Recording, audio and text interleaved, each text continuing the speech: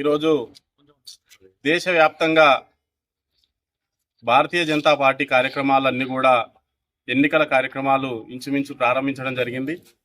మూడోసారి నరేంద్ర మోడీ గారు మళ్ళీ భారత ప్రధానమంత్రిగా ఎన్నిక కాబోతా ఉన్నాడు.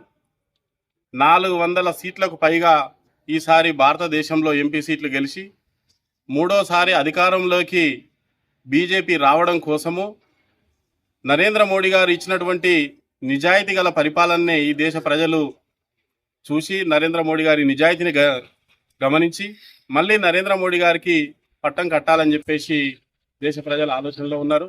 అందులో భాగంగా ఈరోజు మిర్దొడ్డి మండల స్థాయి సమావేశం ఏర్పాటు చేసుకొని రేపు అంటే ఈ నెల 12 తారీఖు నాడు ఎల్బీ స్టేడియంలో అమిత్ షా గారి ఆధ్వర్యంలో జరుగుతున్నటువంటి బూత్ స్థాయి శక్తి కేంద్ర ఇన్ఛార్జీలు ఆ పై స్థాయి కార్యకర్తల వర్క్షాప్లో కార్యకర్తలందరూ కూడా పాల్గొనడానికి సమాయత్తం అవుతా ఉన్నాం.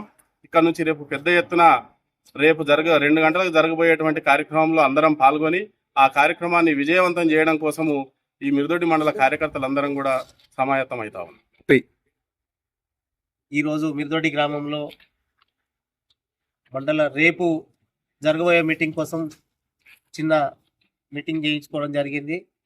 రేపు జరగబోయే మీటింగే మరి ఎలక్షన్ తర్వాత విజయ సభగా మారాలి. అది కాబట్టి ఈ 10 సంవత్సరాల కాలంలో దేశం పూర్తిగా ఎట్లా మారిపోయిందో ప్రజలే గమనిస్తూ ఉన్నారు.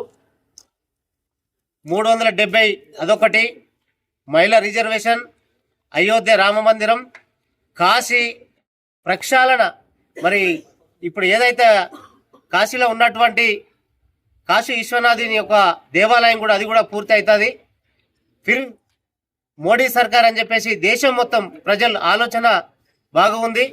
కాబట్టి తెలంగాణ నుంచి కూడా 17 సీట్లు పూర్తిగా మోడీ మద్దతుగానే గెలిపించి మరొకసారి తెలంగాణ ప్రజలు అభివృద్ధికి ముందుండాలని చెప్పేసి కోరుకుంటూ, మరి మోడీ వెంటనే తెలంగాణ ప్రజలు మేము మోడీ కుటుంబంగా భావించి మోడీకే అండగా ఉంటామని చెప్పేసి, దేశమే మా అందరికీ కుటుంబం అని చెప్పేసి మేము భావిస్తూ, ప్రజలే మా కుటుంబం అని చెప్పేసి మోడీ గారు పాలన చేస్తూ ఉన్నారు. కాబట్టి ప్రతి ఒక్క పార్టీ కూడా ఇది గుణపాఠం కావాలి.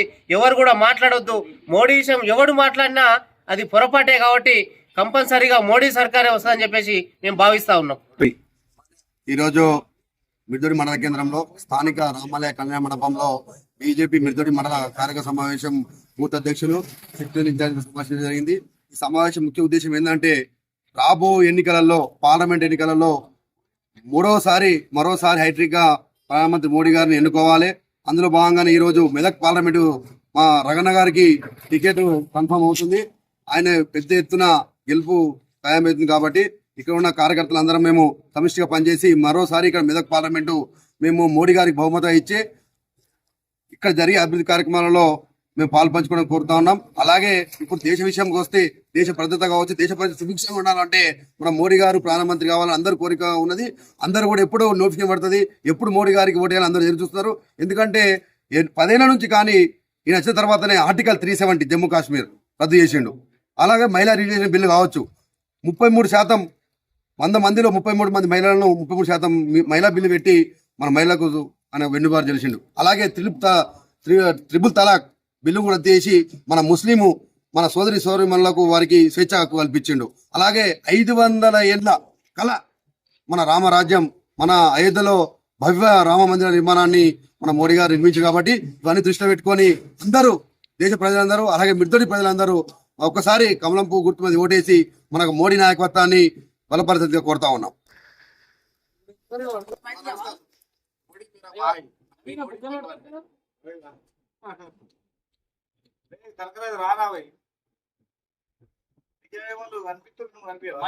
మోడీ